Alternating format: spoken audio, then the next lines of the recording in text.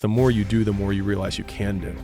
And so what happens is, biggest reason that I've had significantly larger returns or outcomes that have happened later on in my career, and they continue to get bigger and bigger, is because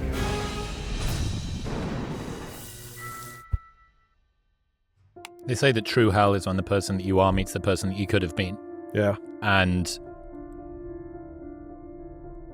a lot of the time, I think we look at sports stars. I'm watching this quarterback on Netflix at the moment, and Patrick Mahomes is just this artist. Yeah. You know, he's a halfway between a warrior and a savant, and an artist and a musician and an everything rolled together, right? And the reason that we love seeing behind the scenes with stuff like that is it is somebody at the absolute zenith of their capacity. Yep.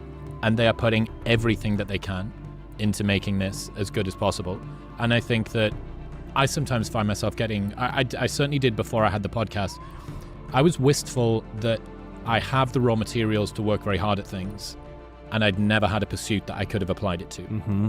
There was nothing. I remember the first time I ever heard Peterson say, work as hard as you can at one thing for a year and see what happens. Yeah. And I'd never had a thing that I could work. I could work hard at business, but the line between your inputs and your outcomes is so meandering and messy that I can always excuse away good or bad performances as not being on me. And for the most part, I would take responsibility for the bad ones and not take responsibility for the good ones, because that's how I'm wired. But I never had something that was linear. Or close to linear.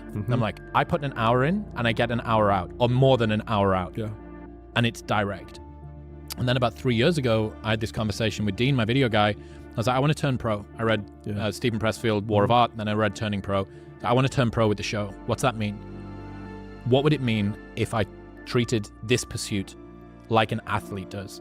So an athlete, they review game tape and they do mindset work, and they've got a sports psychologist and they look at what they eat and they look at what they drink and they go to bed on time, and they're hanging around with people that are growth minded, and they're getting the right coaches, and all the rest. Everything is done in order to facilitate performance in the thing that they say they care about. But everybody has the opportunity to do that. You just need to define what the thing is. I'm never going to be Patrick Mahomes, right? I no, but I managed to find my thing and then nearly kill myself in dedication toward it.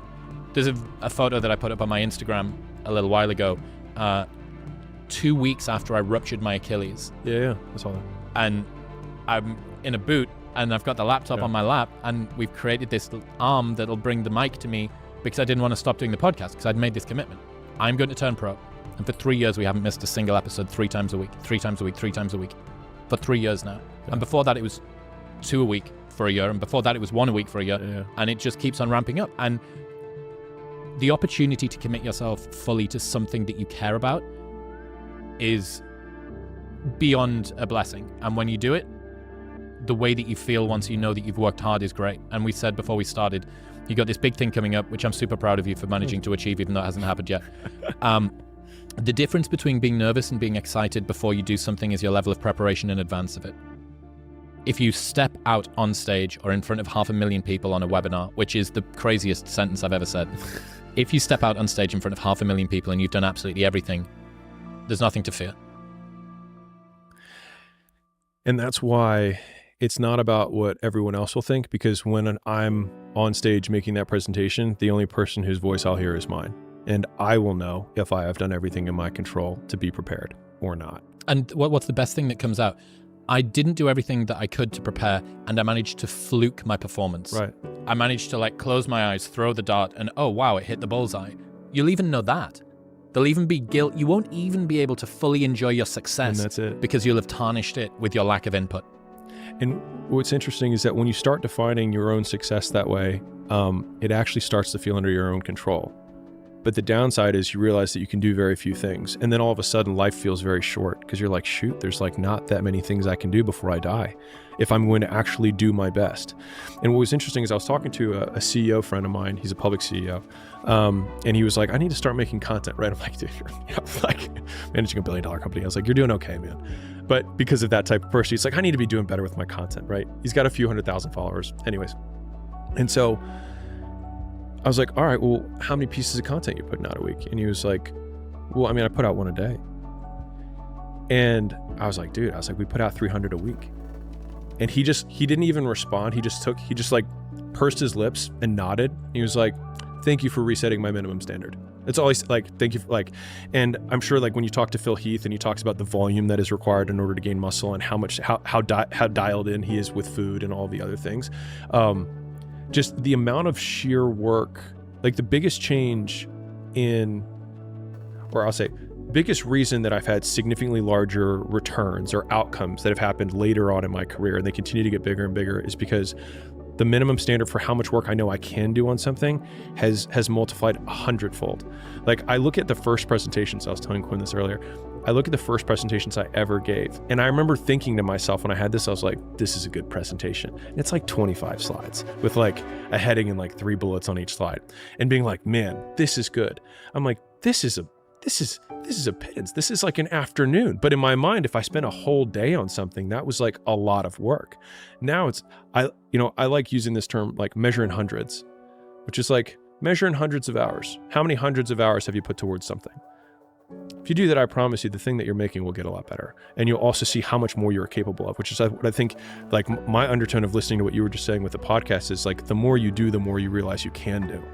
And so what happens is, you actually, even though you're going pro right now, you're like, dude, next year I'm going pro. Yeah. Because this is now just a minimum standard. Of course I work out 3 days a week. Of course I do 3 podcasts a week. But dude, once we have the reality TV show and we have the full crew and we have the headquarters, like, because then the path gets lit of where you're going to go, because you're so singularly focused and you have no other distractions. The attention cost you're not paying that down anymore.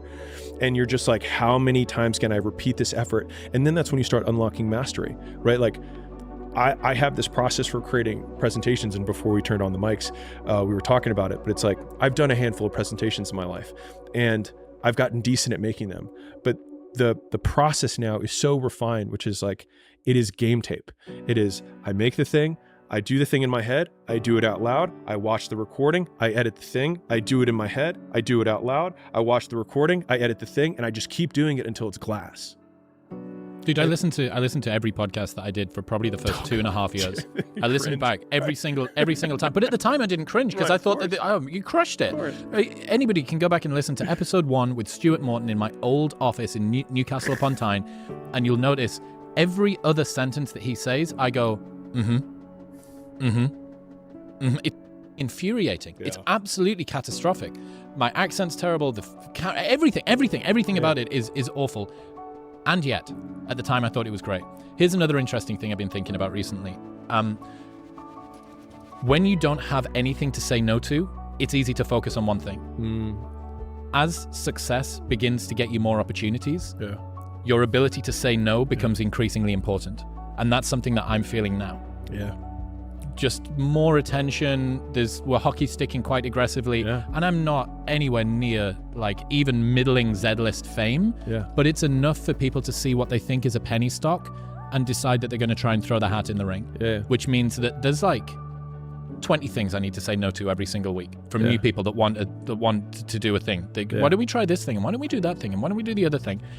It was a piece of piss 5 years ago to say, or 3 years ago in the middle of COVID, to go like, I'm going to go pro and I'm just going to focus on this one thing. Because what else am I going to do? All of my nightclubs have been shut down. I got nothing else to do with my life. Now, you said you were going to go pro? Interesting. Let's see what happens when you have 30 other things every single week vying for your attention. Now let's see how committed you are. This is my favorite analogy for this, which is the woman in the red dress. But many people have seen The Matrix. If you haven't seen The Matrix, you don't need to have seen it to understand the analogy. So Neo is going through the training program, the protagonist. Morpheus is his educator, his teacher. And the education program only has one objective. And so he's walking through the city. People are going left and right. He's bumping into people going through like crowded New York. And then all of a sudden, it's kind of a black and white, palish look. It's green, black and white, but it's still black and white. And then all of a sudden, this woman in a red dress enters the frame. And you can't help but stare at this woman in the red dress, and she's a complete knockout. And Morpheus is talking to Neo, trying to teach him something. And as he's talking, he's like, Neo, will you look at me, or you're looking at the woman in the red dress? And he says, look again.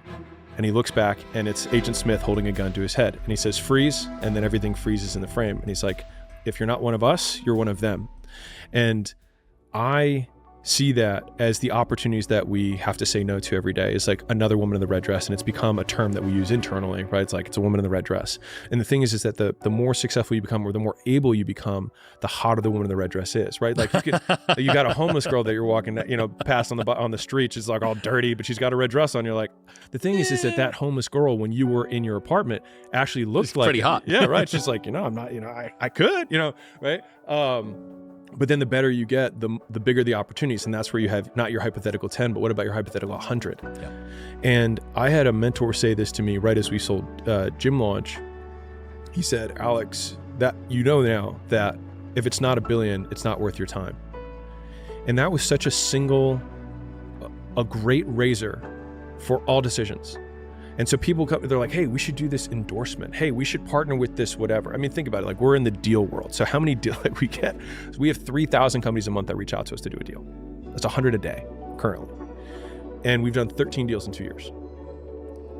And so like, if you think about it from an acceptance rate, it's like, and I'm not saying you shouldn't apply. By all means, go to acquisition.com and apply if you have an awesome business. But the point is that like, your no muscle isn't really a no muscle. It's just a yes muscle for the one thing that matters most.